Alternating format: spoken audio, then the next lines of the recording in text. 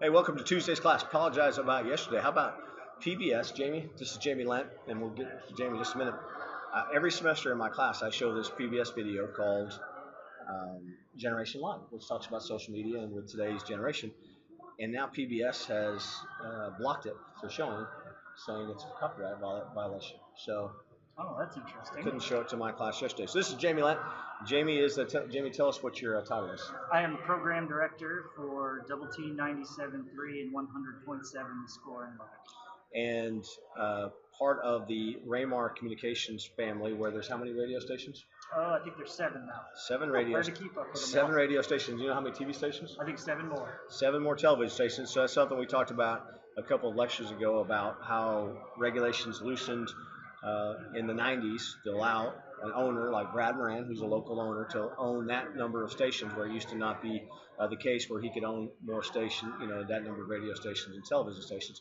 But Jamie's part of the old school radio uh, revolution, kind of say. And so if you want to talk about radio, this is the guy that knows it.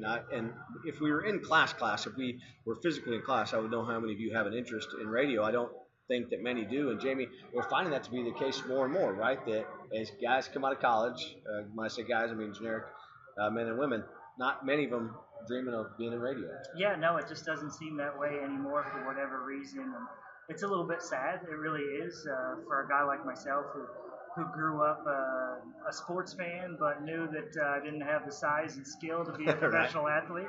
So I kind of my love for radio started with my love for sports and loving to listen to games on the radio and listening to sports talk radio as a kid. Those kind of things where it was just kind of getting started way back then.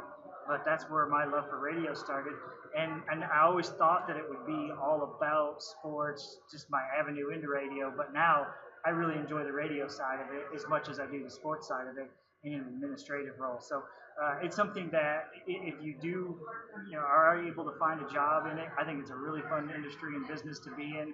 You just like anything else, though, you gotta put the time in and work your way to the top. I'm probably not probably. I am a generation ahead of Jamie. You went to Texas Tech, a Texas Tech graduate. Tell us about what you did in college. What you majored in college? I majored in journalism at Tech. Okay, so mass comm, all that good stuff, all of those classes that I really enjoyed. Right. Those to me were the easy classes. It was the history and the English and the math that Yeah, get us all. We're all bad. We say that one reason you're in communications generally is because you suck at math. Yeah. Okay. There you go. There you go. I actually went to junior college before I came to Tech, and there I wrote for the paper there at the Tyler Junior College where I went to school. And then when I came to Tech, I worked for 88.1, so I got some radio experience there. And when I did my internship, I worked for a local television station. So my thought process was, and that whole deal was, figure out which one of these mediums you like and which one kind of fits you better.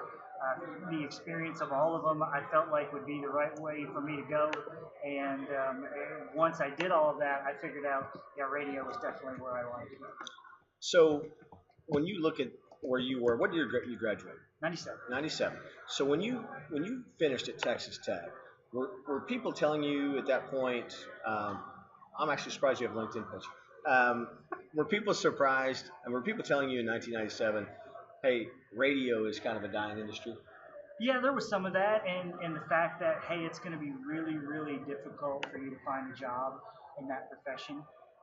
And so to make sure that you were somebody that had other experience, so you had something to fall back upon, whether that was, professors at school that said, hey, this is to get into the sports side of things, it's going to be really difficult. And I can even remember, heck, at the time, my girlfriend or my girlfriend's father saying to me, "So you really think you can make a living off of this sports radio thing?" And this was way back in '97. I said, "Yeah, I think I can. I think I could give it a go." And now what? And here you are. 21 years later, still doing it. Married that girl? I did. She's, Okay, good, yes, yes. we've been together 19 years. So when you think about it, with all of the components of radio now, right? You've got satellite radio, and now you can be in your office, in your home, or whatever, to listen to your hometown radio station. What is it that keeps local radio still vibrant? Well, I think local is so important because for us in the sports world, it's all about talking about the teams that people really care about. And if we're in Lubbock, Texas, you want to talk about the Cowboys, and you want to talk about the Rangers, and of course you want to be talking about the Red Raiders. And that's where local sports talk.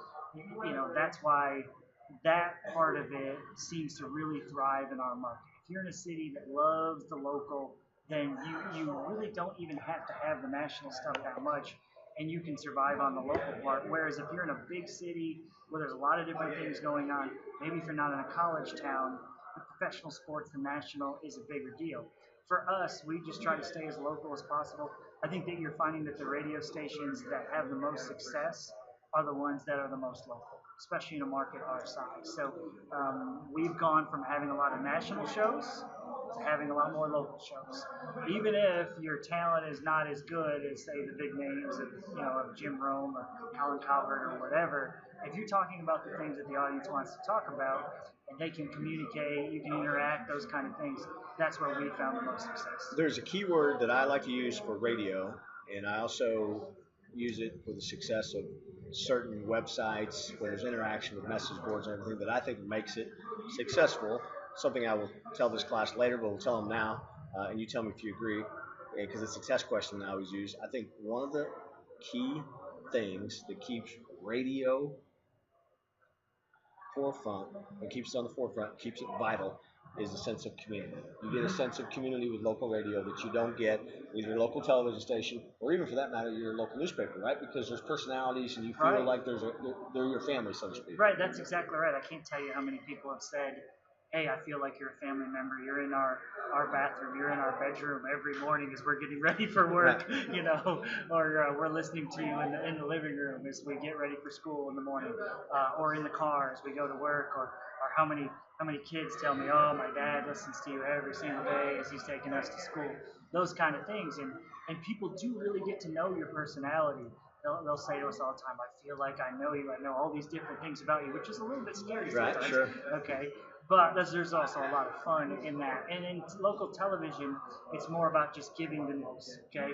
It's here's 3 minutes of a sportscast. This is what happened. Take it for what it is. Whereas in a 3-hour sports talk radio show, you learn so much about us. You learn our opinions on things, our personalities, our quirks, what we like, what we don't like. And there is that feeling of interaction and that feeling of, hey, this isn't somebody that's in a far off land. Yes. He's somebody that's right here. He's the same kind of guy that I am. He's got the same problem with his kids acting up or his wife wanting him to do honeydews, whatever. It's like, hey, this is the same guy I am. He just has that job. It's funny. So I did a talk radio show for 5 years, and again, when you do it every day, it's hard. You're yourself, right? Mm-hmm. You can try not to be yourself, but eventually it comes out. Yeah. And I also anchored the sports, and probably a lot more people saw me anchor the sports and listened to the show, right? Probably so. But 7 years later, I don't ever come up to have anybody come to me and say, hey man, I miss you on the sports. I remember seeing us on television. But they always say, hey, I miss listening to you on the radio every day, or hearing you and hearing those things.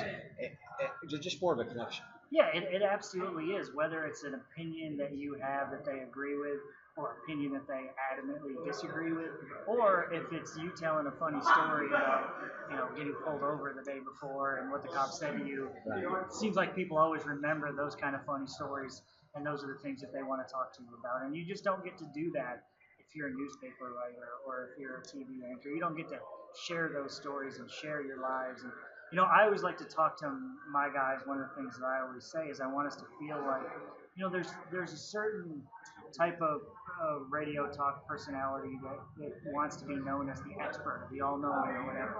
And you got to be really good to be that guy. And Colin Cowherd and those type of guys are those guys. But otherwise, if you're not, the expert, you just have to be likable. And we talk about, hey, if Robert and I are sitting at a bar having a conversation, or sitting at any restaurant you want to talk about, and we're watching games up on the TV, and I start talking about one of the Tech football players, and Robert disagrees with me, and we're having this conversation, and somebody walks by and says, "Oh, I'd like to get into that conversation," and these two guys seem approachable. That's what we're trying to get to Right. on the air. We want that. We want to feel like, hey, these seem like cool guys. I could have a conversation with them. It's not that they're expert know-it-alls that I'm not on their level. We're just normal people, and that's kind of where the connection comes in, and the feeling of, hey, they're just like us. And mention that, kind of hit on that a little bit because there's something in radio, or it's in television too, but there's a one and there's a two, basically like on a radio show. Like you host you're on a daily radio station. Would you be a one or a two? Do you think? You're kind of both, right? I call myself a 1.5. Right. I'm way more comfortable as a number two Right. than I am as a number one. And really, the number one is the guy, as you would expect, as Just kind of number one. drives the show. Yeah, he takes control more. It's usually his ideas and his spin on things as far as the direction the show goes. The number two's job, he's more of the opinionated guy. Maybe has a little bit more personality, but it's not always that way. Sometimes our number ones are pretty opinionated as well. But I mean, the number two is usually the guy maybe has a little bit more knowledge of the thing, of this conversation, the subject you're talking about. And the number one is the guy maybe who's a little bit more smooth with his delivery, maybe a little bit more creative. There's where kind of the differences are. We've been talking a lot in this class about management and skills. So, what would you consider some of your skills as a manager? I think communication is huge, and I would Which say we that listed as a skill. Remember yeah, that. okay, I would say that's for any job that you're talking about. As far as the management part or the on-air part? Management. Management part. Yeah. Okay. Because Jamie is kind of fills a lot of roles, right? He has two radio shows. He does the color on Tech Baseball, but he also manages all those knuckleheads on those stations, right? So you have Yeah. quite a bit of number of people reporting. Yeah, I think there's it depends on the time, but 16 to 18. Right. A lot of part-time people, Right. people that come in just do the show. So communication obviously is a big skill. would definitely be big. I think organization is huge because putting together the schedules of what we put on the air, that's also big. I think just being a leader and a teacher, I think is something really that's big. I love giving feedback to the guys on, hey, this sounded good, or let's try to do this differently. And I really feel, as a radio person, I'm better at that part of it than I am being on the air myself, which is sometimes awkward because I'm telling guys, hey, you should do this or don't do that. Yet I know I do some of the same crazy things. But I love the coaching up aspect, really of my job. That's a lot of fun to me. To hear, somebody who comes in and maybe is not as confident or not as experienced, and kind of coach them up and see them take steps on that. But those are a few of the other things that I think are really important in our job, just to try to get better and better. And it's just also the desire to, with the listening to so many shows that we have, I want every show to be different. I want everybody's personality to shine through, and everybody get to do it how they want to do it. So just being versatile and allowing, hey, everybody to kind of do it how they want to do it, and then trying to do your best to shape it to make it great. So we talked in our class too about a manager having to have conceptual skills, and I think, and I'm going to show you how you did that. So you guys made a pretty major shift, right, to almost all local shows. You're an ESPN station, so you have ESPN syndicated show or ESPN network shows. You're a network affiliate. But you made the decision. You guys looked at the landscape. You looked at everything else. You created another all sports station, and then you added a bunch of new talk shows. Correct. Local talk shows. And so you had to have been able to look at the landscape, see where you were as a company, and decide this is what we're going to do. Tell us what that process was like. Yeah, a lot of different things went into that. First off, the station that we made as the second sports talk station was primarily a news talk station. And if you look across the country and you look at ratings, news talk has just not been super successful in over the last 10 or so years. For whatever reason, I guess the political landscape probably has something to do with that. But we were kind of banging our heads against the wall, trying to change the different shows. We weren't really getting anywhere with it. And so we kind of looked at what we did and what we did best, and we figured out, hey, we really do local sports talk really well. So why run away from that, okay? And so the concept of what we what we've done with local and national, if you kind of bounce back and forth with our shows all day long from 6A to 6P, you can get local sports talk at all times. But we're not really competing with ourselves. We don't have two local sports talk shows on at the same time. For example, from 6 a.m. to 9 a.m. on Double T 97.3, that's local, whereas on the other station, it's national. And then flip it from 9 to 11, whereas Double T 97.3 goes national and 100.7 the score is local. So it goes back and forth that way. So we've decided, hey, we can give our audience no matter what they want, whether they want the national and they want to be talking about the NFL games from the weekend before from across the country. Okay, you can have that at any time. Or nope, you want to talk about tech football? Oh nope, where there's a spot for that at all times. So whether you want to go local, you want to go national, from 6 a.m. to 6 p.m. all day long, you can have either. So a lot of people say, oh, you're competing against yourself. But no, we're just giving them two different options. And it's a little bit different. And again, it also helps us in the sales part of things because what we've done is help to boost up that second station, whereas you can kind of sell together the package as a whole. And we can sell, hey, you're going to get local sports talk all day long and you're on both stations. So if you're a sports fan in our market in Lubbock, Texas, you're going to be heard. There's really nowhere else for people to go. And that's also been a big boost. Dual product market, right? They've got the listeners, and they go out to the advertisers and say, look, you want to talk to our listeners, here's the way to do it.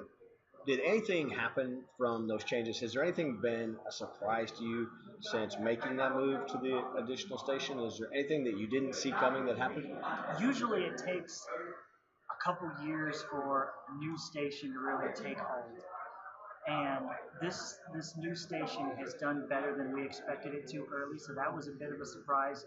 And I think the reason for that is we've always had this great product on Double T 97.3 that Robert was a part of starting, not too long ago, and we've had this. So I give him some credit for that. A long time ago, but yes. So we had this good product, and that product has given the credibility to the second station. And the talent that we use on one station, we use on the second station as well. So it's not a situation of it's the ugly stepbrother or whatever. It's kind of like two things working together. So we kind of feel like it's taken off better than we thought it would. And I think one of the keys is just the fact that you could cross promote between the two stations. As you're doing one local show, you can say, hey, you want more local, it's coming up on the next show on the other station. And I can't tell you how many of our listeners have said to us, oh man, you guys are driving me crazy. You make me flip back and forth all day long. Well, that's exactly what I want to hear. That's exactly what we want to hear. So that says to me, oh, okay, so we're doing this right. So, I mean, again, to answer your question, I think just how the loyal fan base has said, okay, you guys are going to give us more local. We're going to go with you all day long. And we talked about economies of scale, right? You didn't have to add a new office staff, didn't have to add a new sales staff, but just more things to go into what part of their day-to-day operation. A little more work for everybody, right. And everybody including you. Yes. Absolutely. Everybody gets a little bump in the salary, so it's worked out great. So looking ahead, do you have any thoughts that you can share that said, hey, this is where I think we're going to go as a group of stations? I think what we will continue to do if one of the things that's frustrated us as a company is that the ESPN product has gone downhill. Okay, which used to be a monster for ESPN Radio, you pay large sums of money to have it, to be an affiliate. Their talent level has not gotten as good. And as we talked about earlier with the importance of local, I think as we move forward, for the best way for us, it's one of those deals where you got to spend money to make money. Right. I think you will see us continue to go more and more local and to go away from the national stuff a little bit more and continue to go in that direction. The other part of it is the social media aspect of things and continue to do stuff in that realm with everything you do to draw people back to your website, to help promote your radio station. And then another thing that I think that's huge right now in our business, and it's going in that direction, it's almost as if there's one big core population of your listening audience that's listening live, but there's a huge untapped potential of people that aren't listening live. Just like us as viewers of television now, you want to watch your shows when you want to watch your shows, whether that means you're recording them or you're just on demand with so many things of the way that they're offered now when you can stream them. we want the radio station to be that way as well. So almost everything we do is recorded and put up on our website, and you can quickly go and download those, and that way our advertisers are getting kind of a double for Yeah. what they pay for. And it does create extra opportunities for revenue because of that stuff. And then it gives those people the opportunity that maybe they're at work and they can't listen to a show, or they were in the car and they couldn't, whatever, for whatever reason, they can still get it whenever they want it. And I think that's been huge for us. We talk. I don't know if we talked about this yet. Convergence of the medias, of the different media. You guys use video. You do all kinds of different things, right? You're not just a radio station. No, it's not that way anymore. Yeah, absolutely. I mean, the website's big, and that's kind of like the front cover to your radio station now, because a lot of times people are just going to Google, hey, what is this radio station? And they're going to see your website. So you got to be up on keeping that up to date. Otherwise, you're going to look terrible if you're not keeping it up to date. So that's one thing to worry about. And there's also the social media aspect of it, where you're sending out podcasts and you're trying to find every way possible where you can draw people back to your radio station.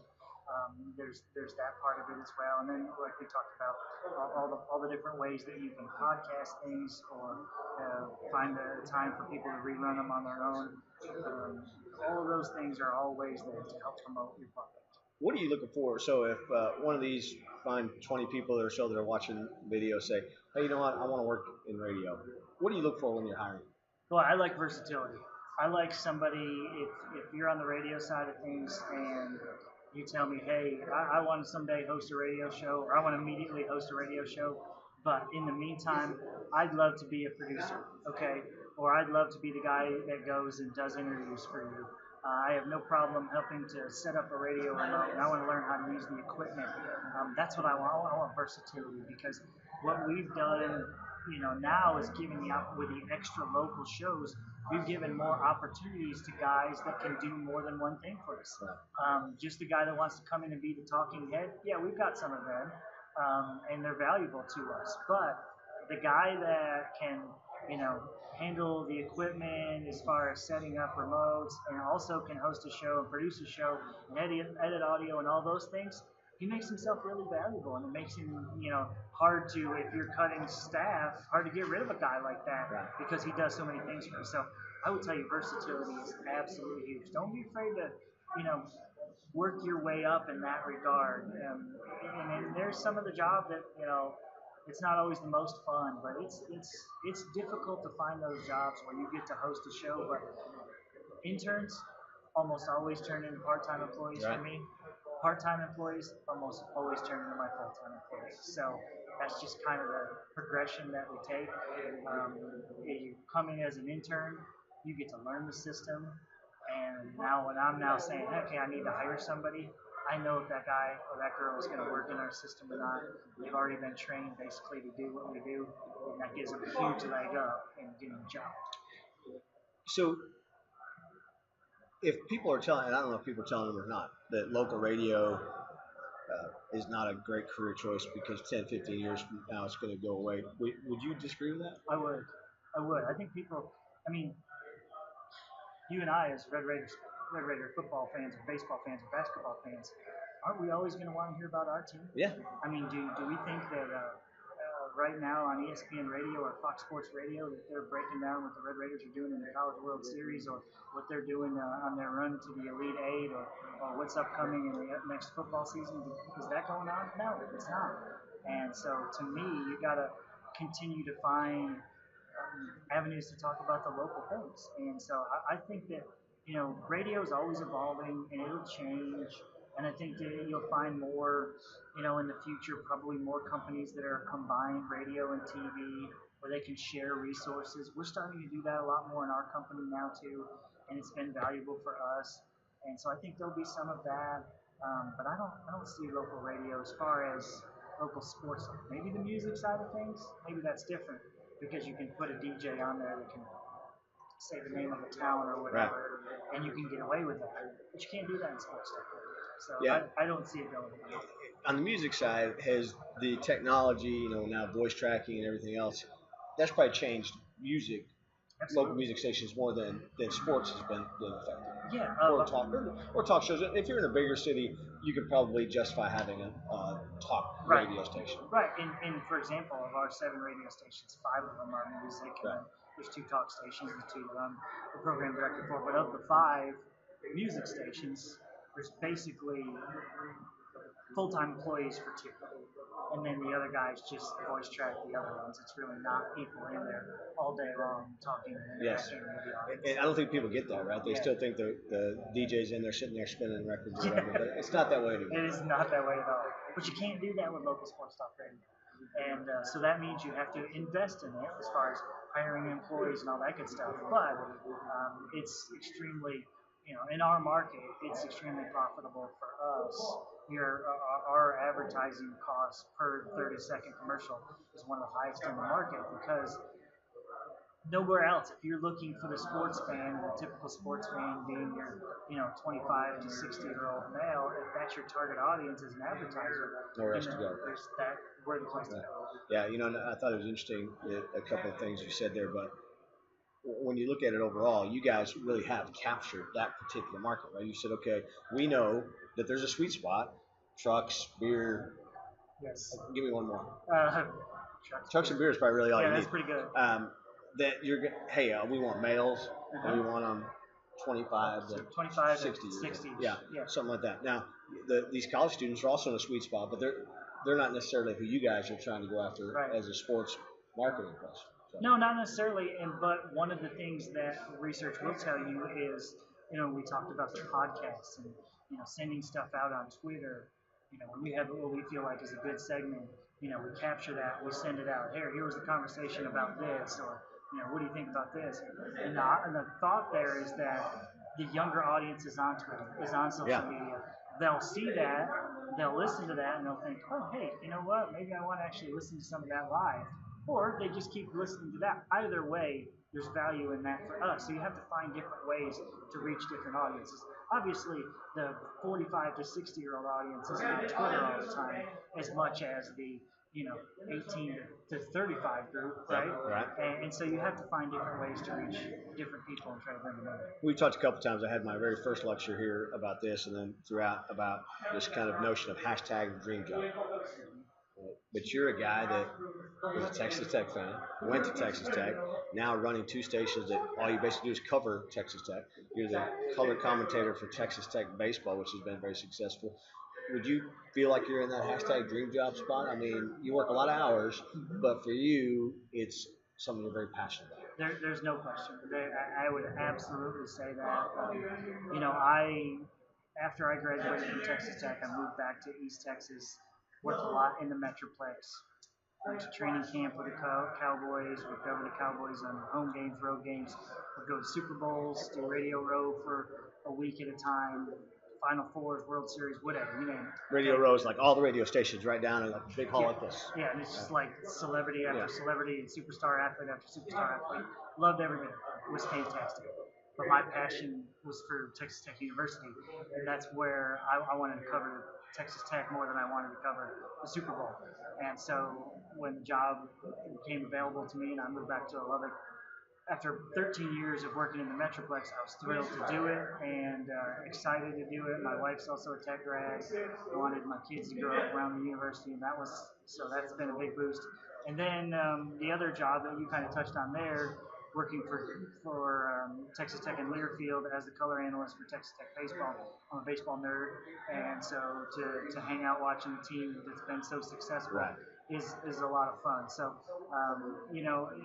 along the road were some bumps in the road as far as you first get started and you're not paid a lot of money, and you're thinking to yourself, man, I got friends that have graduated from college and they're making this much and I'm making this much, and that stinks. But I'll tell you, in my lifetime, I've never ever thought I went into the wrong job. I've never gotten out of bed and said, man, I think I made the wrong choice. I've gotten out of bed and said, man, I'm tired, I don't want to go to work. Yes, we all done that. But there's never the thought of, I don't want to do this job anymore. So passionate about it. And as I've gone along, the money's come. The farther you go deep into it and you continue to be dedicated to the craft and gotten better, and you step up, and suddenly money's not is not a problem anymore. So those things are it's again, if you are passionate about anything, good things seem to happen to good people who are dedicated, and that's kind of how I feel it's been. I hate to pat myself on the back, but there was a slide that we had about when you're coming out of college and you picture your career like this, right? But when in actuality, there's going to be some ups and downs. And what basically was said, you've gone through those, but you've ended up now doing something you're very passionate about and very successful. Yeah, and again, I don't know if I had taken a job early on in my life that sent me in a different career path that I didn't love, that I would feel the same way that I feel now. That I be questioning all the time. Oh, but I want to be doing sports radio. Right. And again, there's something to be said of being confident in decision. Okay, knowing that hey, I made the right choice, knowing that I love this and it's fun to me, and I don't ever think, man, if I had only done this instead. I never thought that. I've never thought that. So it's been a lot of fun, and again, not that it was always easy. Not that it's always easy now. There are tough days no matter what you're doing. But at the same time, there's never been a question of, oh man, I don't know if I want to do this anymore. He brings up something that you should never do, but we all do it, right? Compared himself to others, right? I was looking at the other guys I graduated with and where they were, and you should never do that. But we all do it, but don't do it, right? So don't do that, right? Because you can't compare yourself to others. You got to live your life. Any advice you want to give to our college students out there? Oh man, one of the things that you asked me earlier was about versatility, and just don't be afraid to try different things. Don't be afraid to be, whether it's a newspaper, it's TV, it's radio. Try to explore all avenues to see what fits you, because so many of us are crossing over into both. To be able to do different things, I think is absolutely huge. Don't be afraid to intern. As I said before, almost all my interns turn into employees. It's a huge foot in the door, step in the right direction, and moving up into a paid position, whether it's part-time or full-time. So those things are big as well. And those would be a couple of things that would jump out to me. It's a great point. I've got a daughter who's a sophomore now in college, and I was telling her, get an internship, right? Because that's what people are looking for. And like I have 7 communications people. I've got 44 people that work for me, but 7 in communications, and 4 of them started for us as interns, right? So eventually that adds up to, sometimes it doesn't always happen that way, but sometimes it could go to a full-time job. I remember somebody once telling me early on, if you never work at a job where you're not getting paid what you're worth, you'll never get to the point where you have a high-paying job where you're getting paid way more than the work you're putting into it. So I think I understand that. So you're saying you got to pay your dues, is what you're saying. You got to pay your dues. At some point, you'll get to the point where it's like, wow, I'm getting paid to do this. This is fun, right, yes. And that's a great point when you get to it. You go, I love my job enough that I'm working a lot of hours, and he works a lot of hours, but it never really feels like work, right? You might get tired, you might get frustrated, you might get worn out,